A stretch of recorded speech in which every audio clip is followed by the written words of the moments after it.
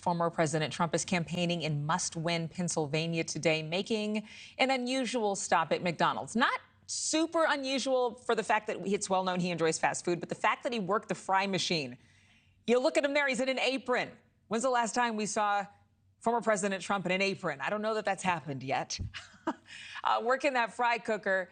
It's a bit of opposition / inside joke on his opponent's claims about her middle-class upbringing and working at McDonald's.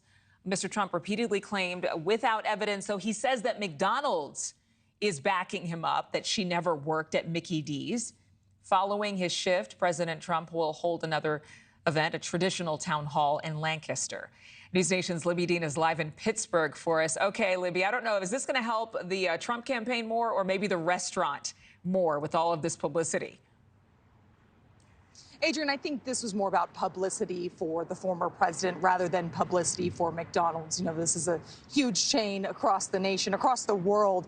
So publicity there, I don't think a big concern for them. But for the Trump campaign, this was all about the clicks. This was all about the photo ops. He did serve people in the drive-thru there. Now, as for if this drew people there, we did see large crowds outside of the McDonald's awaiting Trump. That's something that we see at a lot of his retail stops, that they prep these large crowds and make sure people in the area are aware that he's going to be there. But the main focus, as you said, was to hit Harris on his claims that Harris didn't work at McDonald's. Let's listen. I love McDonald's. I love jobs. I like to see good jobs. And I think it's inappropriate when somebody puts down all over the place that she worked at McDonald's. It was a big part of her resume that she worked at McDonald's, how tough a job it was. She specifically worked at the French fry, where they make the French fries, and she talked about the heat. It was so tough. She never worked at McDonald's. McDonald's just confirmed that again, by the way. She never worked at McDonald's.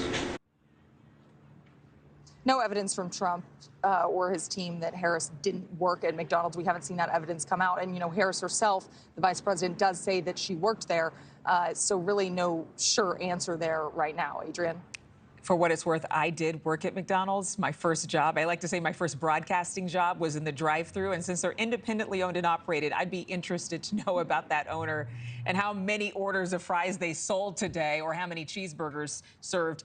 But the president's biggest surrogate, Elon Musk, is also still holding those town halls in Pennsylvania, right?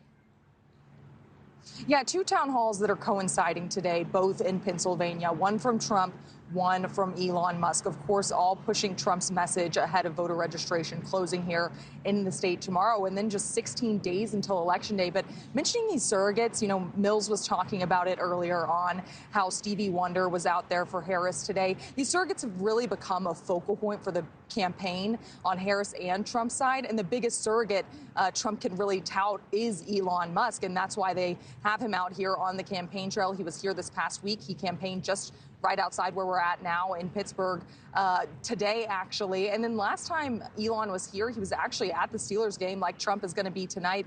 And we saw some bipartisanship from him. It was reported that he had a phone call with the Pennsylvania governor. Of course, we're not expecting that on Trump's side tonight, but interesting to see one of Trump's biggest surrogates really talking to the biggest Democrat here in the state. Adrienne?